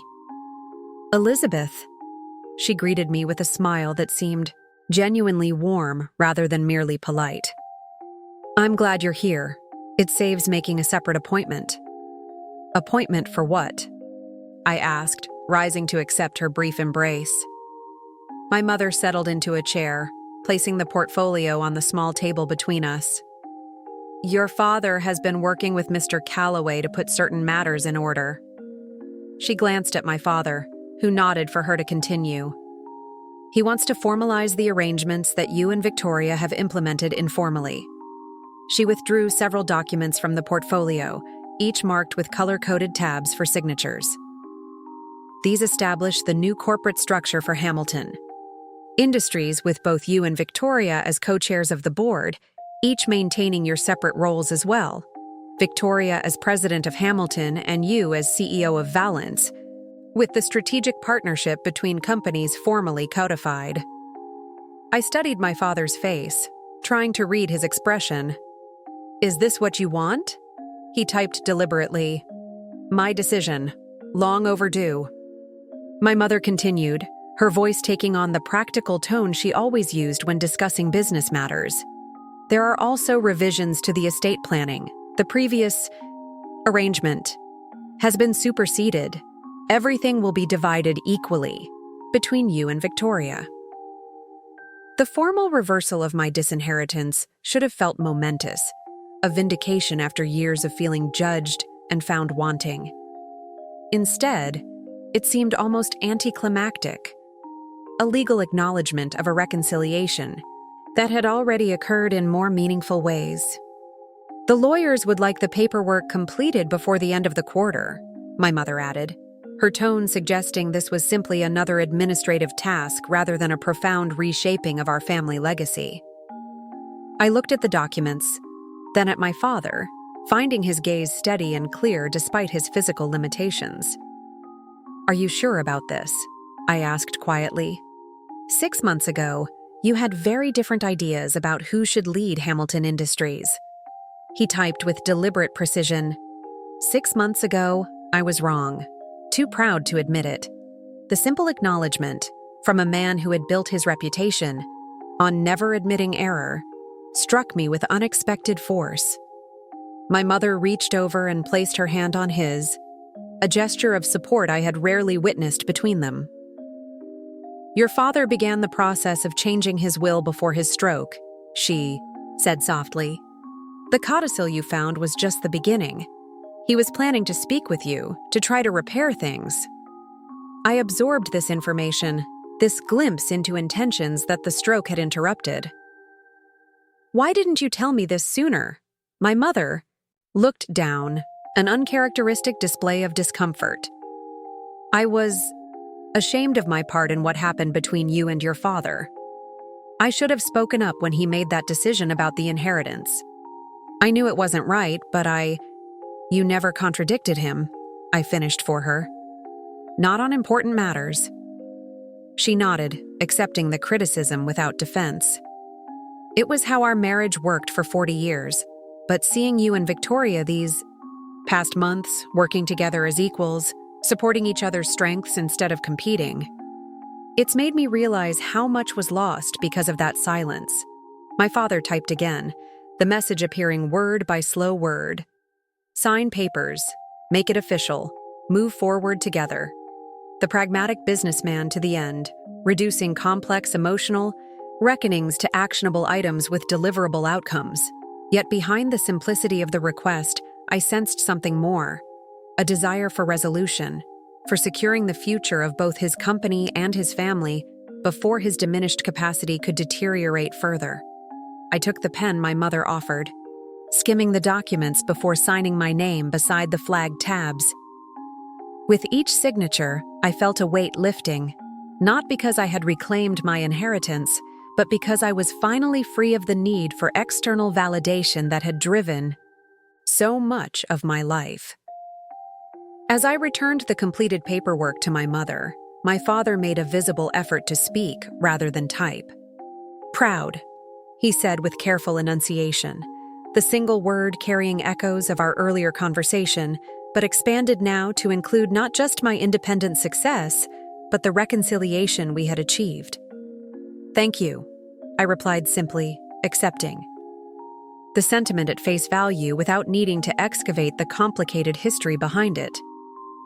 My mother gathered the documents, sliding them back into the portfolio with the efficient movements that characterized everything she did.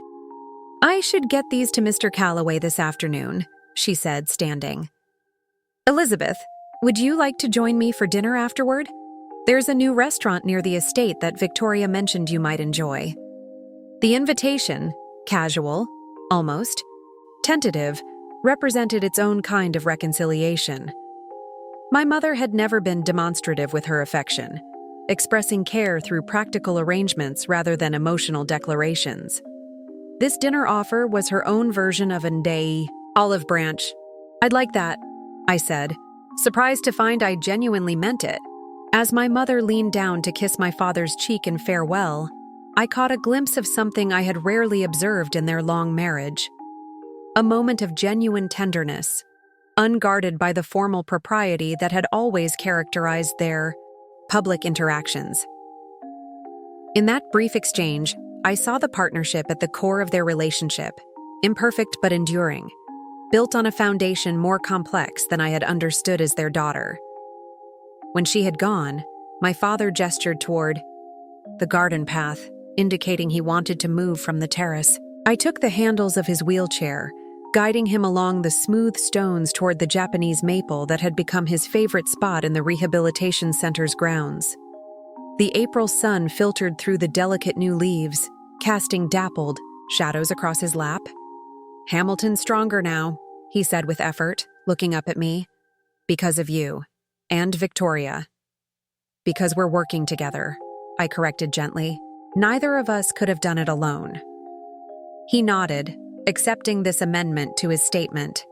Then, with visible concentration, he formed a complete sentence, a rare achievement in his ongoing recovery.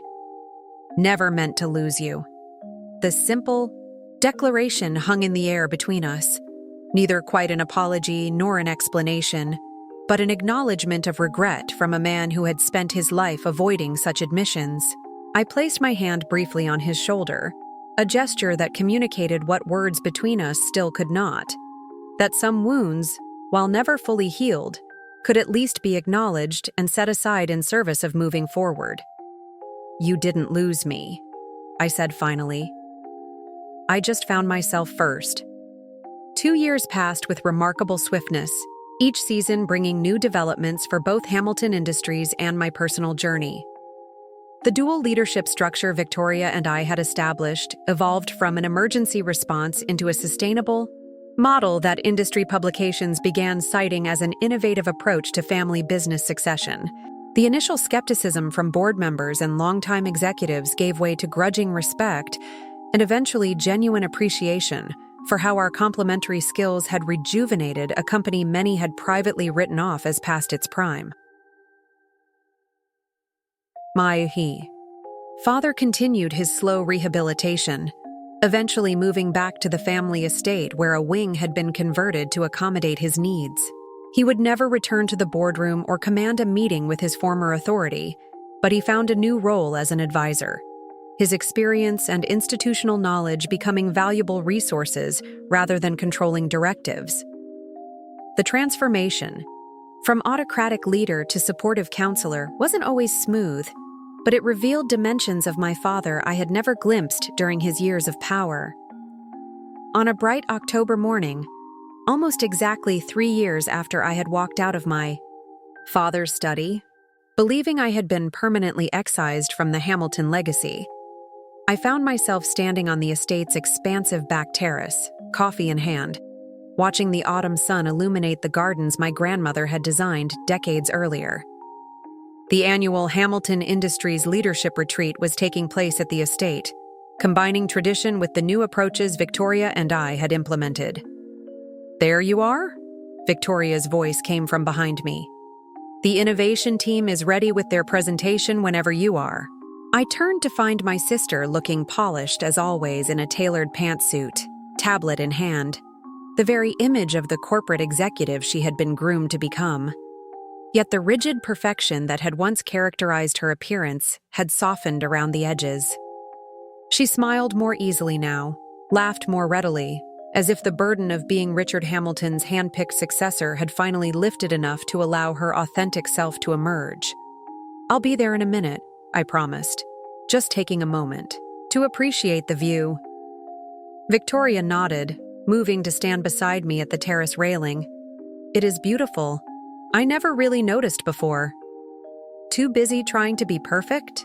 I suggested, the gentle teasing tone possible only after years of rebuilt trust between us. She smiled ruefully. "Always. Perfect daughter, perfect heiress, perfect Hamilton." She shook her head. Exhausting, looking back on it. "And now?" I asked, curious about her perspective after our years of unexpected partnership. "Now I get to be good at what I'm actually good at, and let you handle the rest." She bumped my shoulder lightly with hers. Much more sustainable approach. The casual gesture of affection would have been unthinkable 3 years ago, when tension and resentment had defined our relationship. Now it felt natural, the easy camaraderie of sisters who had found their way back to each other through shared purpose rather than obligation. "Did you see the latest offer from Westmark?" I asked, changing the subject to a recent development that had struck me as particularly ironic. Victoria laughed. "I did, begging us to acquire them at a discount after nearly taking us down with them. The universe has a sense of humor. Dad would have bought them out of spite," I observed. "Dad would have overpaid just to prove he could," Victoria corrected. Another bullet dodged thanks to his stroke, as terrible as that sounds. "Speaking of Dad, how did his therapy go yesterday?" Victoria's expression softened. "Better than expected. The new speech pathologist is making real progress with him. He managed nearly 3 complete sentences in a row. She hesitated. He asked, "About you, actually. Wanted to know if you were coming to the retreat." "What did you tell him?" "That you wouldn't miss it. That this was your idea in the first place, bringing the leadership team to the estate instead of some soulless hotel conference center." She studied me for a moment. "It meant a lot to him, you know. Your suggestion to host it here, to blend the old and new." I nodded, acknowledging her observation without diving into the complicated emotions behind my decision. Truth was, I had proposed the estate location as a symbolic statement, that I could now enter this space on my own terms, neither desperate for inclusion nor resentful of exclusion. The house that had once represented all I had been denied was now simply a venue for moving our shared enterprise forward. The sound of a wheelchair on the terrace flagstones announced my father's arrival before I saw him. His nurse guided him toward us, positioning him near the railing so he could enjoy the view. Though still physically diminished, he had regained enough speech and cognitive function to participate meaningfully in family discussions, if not business. "Operations, Elizabeth," he greeted me, the name clear despite his still slurred speech. "Victoria." "Good morning, Dad," I replied, noting how much stronger he looked today, how the morning light brought out hints of his former commanding presence, despite his physical limitations. "Sleep well?" He nodded, then gestured toward the gardens. "Your grandmother's vision," he said carefully, constructing the simple sentence with visible effort. "Seeing differently now." It was one of his more philosophical observations, part of a pattern I'd noticed in recent months. The stroke had altered more than his physical capabilities. It had somehow shifted his perspective, making him more reflective, more willing to acknowledge beauty and meaning beyond the balance sheets and corporate strategies that had once consumed him. "We should head in," Victoria reminded us gently. "The team is waiting." As my father's nurse prepared to wheel him inside, he reached out with his good hand to stop me. "One moment," he requested, waiting until Victoria had moved ahead before speaking again. "Proud," he said, the familiar word now carrying layers of meaning between us. "Of both. Different ways." I nodded, understanding what he was trying to express, that he had finally recognized that Victoria and I brought different strengths to the family legacy, that neither approach was inherently superior, that the combination of our distinct talents had created something stronger than either could have built alone. "I know, Dad," I said simply. "We are too." As we moved inside toward the library that had been converted into a conference space for the retreat, I reflected on the journey that had brought us to this moment. 3 years ago, standing in this same house, I had believed myself permanently excised from the Hamilton legacy, cut off from the family and future I had been raised to inherit. The pain of that rejection had driven me to build something entirely my own, proving my worth not just to my family, but more importantly, to myself. Now, ironically, I had found my way back to that very legacy, not through capitulation or compromise, but through forging my own path so successfully that even my father had been forced to recognize its value.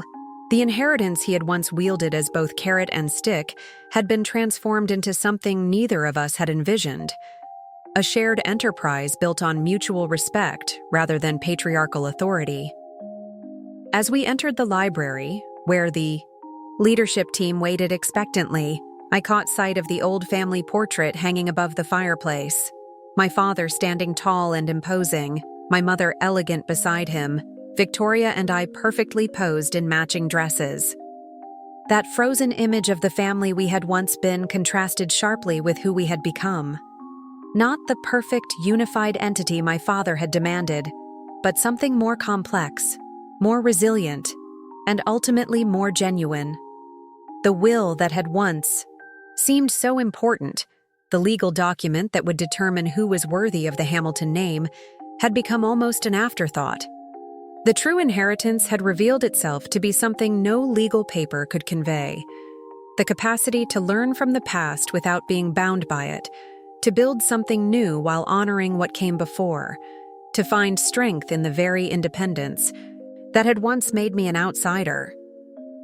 Victoria called the meeting to order, and I took my place beside her at the head of the table, ready to lead the company our grandfather had founded, and our father had nearly lost into a future neither of them could have imagined.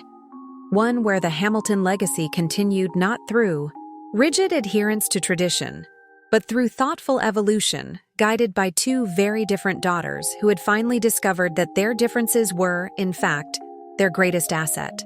As winter yielded to spring and the Hamilton estate bloomed with new life, my father's health took a sudden turn. The medical team had warned us this might happen, that the damage from his stroke had created vulnerabilities that could manifest unexpectedly. One quiet Tuesday morning, while reviewing quarterly projections in my office at Hamilton Tower, I received the call from my mother, her voice steady but tinged with urgency. "You should come," was all she said. Victoria and I arrived at the estate within an hour of each other, setting aside the meetings and commitments that had filled our calendars. We found our father in his bedroom, attended by his private nurse and the family doctor who had cared for Hamiltons for 3 generations. The gravity in their expressions told us what words couldn't yet. "How long?" Victoria asked directly, always the practical one even in crisis. "Days, perhaps," the doctor replied quietly. "His heart is failing." Our mother sat beside the bed, her hand resting lightly on our father's. In that moment, she looked older than I had ever seen her, the carefully maintained façade of Hamilton, perfection giving way to simple human grief. Yet there was dignity in her posture, a quiet strength that I realized had always been there beneath the polished exterior. For 3 days, we maintained a vigil, taking turns sitting with our father as he drifted between consciousness and sleep. During one lucid moment, he beckoned me closer, his voice barely audible. "The safe," he whispered. "My study. Combination, your birthday." I frowned, puzzled by this cryptic instruction. "What's in the safe, Dad?" His eyes held mine with surprising clarity. "Truth, for you."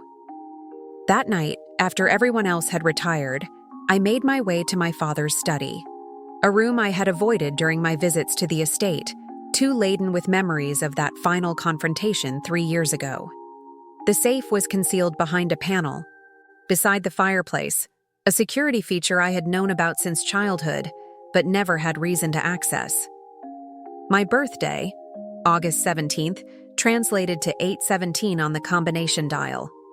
The mechanism clicked, the door swinging open to reveal a single envelope with my name written in my father's distinctive handwriting.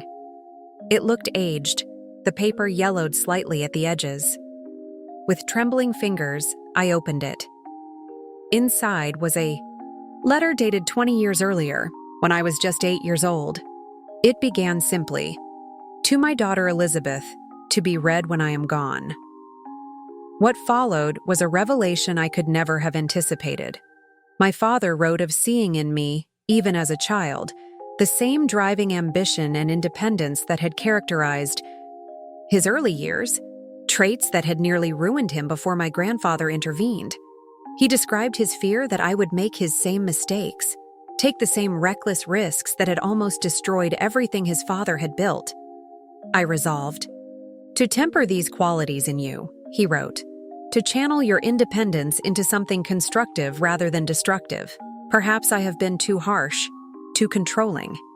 If so, forgive a father who loves his daughter enough to risk her temporary resentment to protect her from his own youthful mistakes. The letter continued, laying bare vulnerabilities and insecurities I had never imagined my formidable father possessing. He wrote of his pride in my accomplishments, his worry that his methods of shaping me might backfire, his hope that someday I would understand his intentions even if I disagreed with his approach. The final paragraph struck me with particular force. If you are reading this, Elizabeth, know that whatever paths we have traveled, whatever conflicts may have arisen between us, My greatest hope has always been that you would find your own way to strength, not in spite of being a Hamilton, but because of the best parts of that inheritance. Not the money or the name, but the determination, the vision, and the ability to build something that outlasts yourself.